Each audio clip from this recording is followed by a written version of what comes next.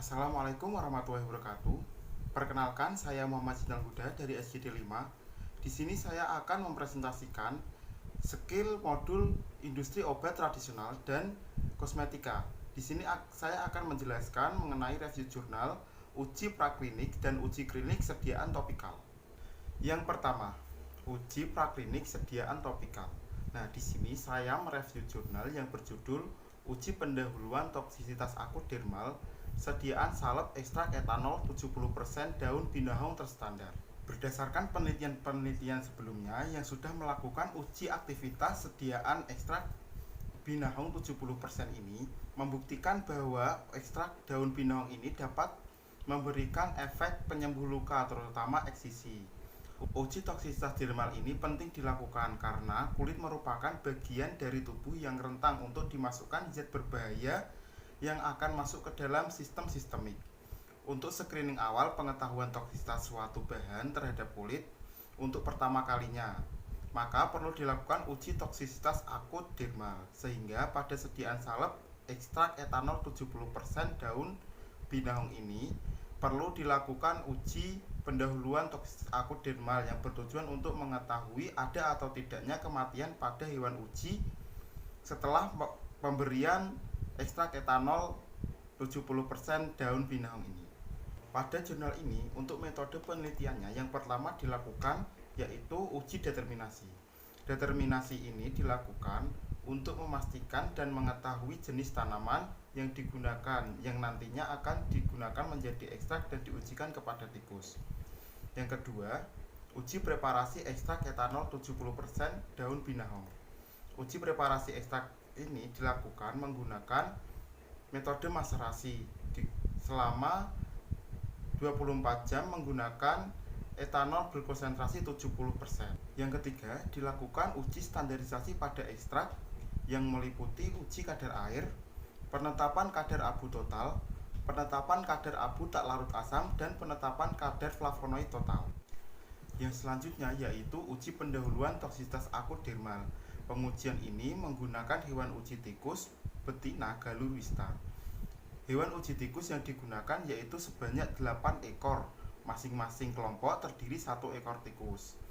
Yang sebelumnya dari masing-masing kelompok tersebut sudah diaklimatisasi untuk membiasakan tikus dengan lingkungannya.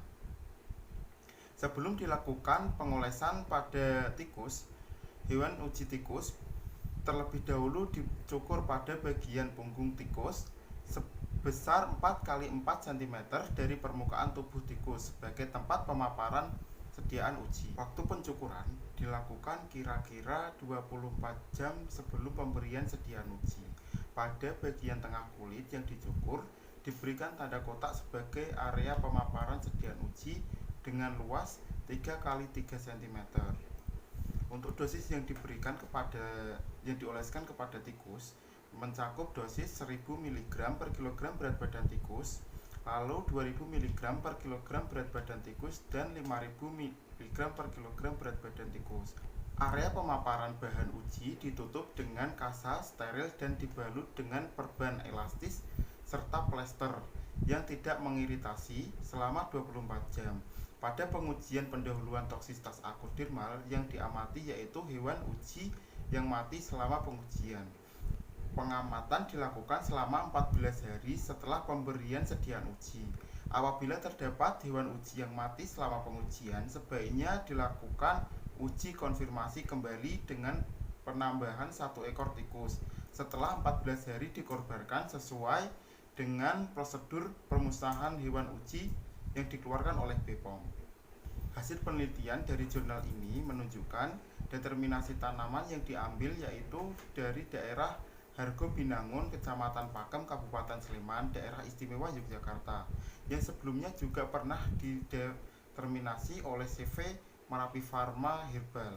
Yang selanjutnya, hasil preparasi ekstrak etanol 70% daun binahong sudah memenuhi persyaratan rendemen dari ekstrak etanol daun binahong yaitu tidak kurang dari 11,91%, sehingga rendemen dari ekstrak etanol daun binahong sudah memenuhi persyaratan yang telah ditetapkan yaitu rendemen ekstrak etanol daun binahong yang diperoleh yaitu sebesar 20,55%.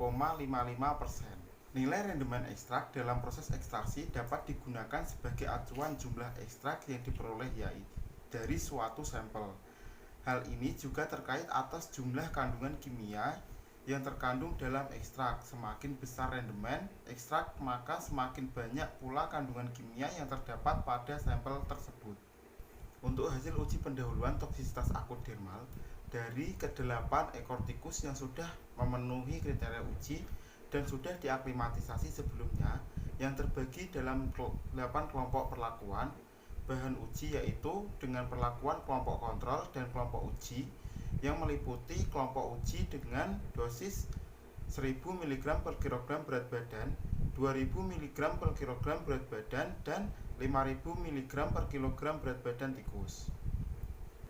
Untuk hasil pengamatan dari 8 kelompok uji menunjukkan bahwa tidak adanya tikus yang mati selama 14 hari. Hal ini menunjukkan bahwa seluruh bahan uji aman untuk digunakan pada kulit dan tidak menimbulkan efek samping maupun reaksi toksisitas. Review jurnal selanjutnya yaitu uji klinik sediaan topikal.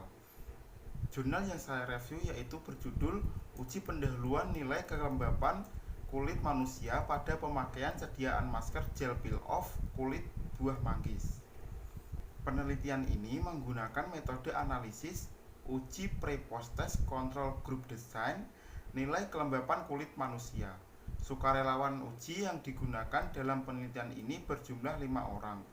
Yang terdapat 2 kelompok yaitu kelompok kontrol yang diberikan placebo dan kelompok perlakuan yang diberikan masker yang mengandung kulit manggis. Sukarelawan uji menggunakan basis masker pada punggung tangan kanan dan masker kulit manggis pada punggung tangan kiri 1 kali dalam sehari selama 15-30 menit. Nilai kelembapan kulit sukarelawan uji diukur menggunakan skill hydration analyzer pada hari ke-0 atau pretest sebelum perlakuan menggunakan krim gel peel-off dan pada hari ke-14 atau post-test. Berikut adalah nilai hasil data dari penelitian ini yang sudah dianalisis. Dari data tersebut dapat disimpulkan pengujian nilai kelembapan kulit manusia pada pemakaian sediaan masker gel peel-off kulit manggis telah dibuktikan dapat meningkatkan nilai kelembapan kulit. Penggunaan masker gel peel-off kulit buah manggis selama 14 hari tidak menimbulkan efek samping pada kulit, sehingga aman untuk digunakan. Sekian video presentasi saya. Mohon maaf apabila banyak kekurangan. Wassalamualaikum warahmatullahi wabarakatuh.